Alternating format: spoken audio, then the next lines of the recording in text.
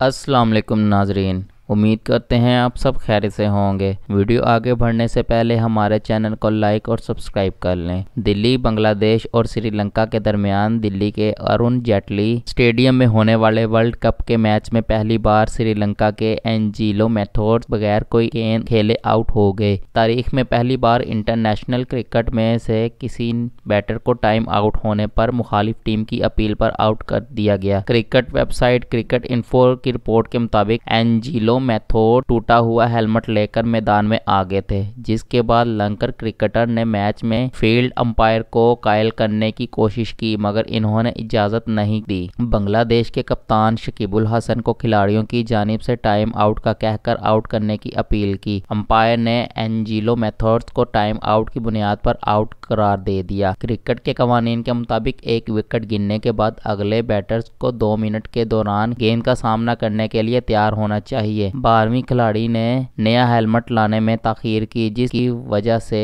Mathews 2 minute में गेंद का सामना करने के लिए तैयार नहीं हो पाए, लिहाजा मुखालिफ टीम की अपील पर टाइम आउट करार दे दिया। मजीद मालूमात के लिए हमारे चैनल को लाइक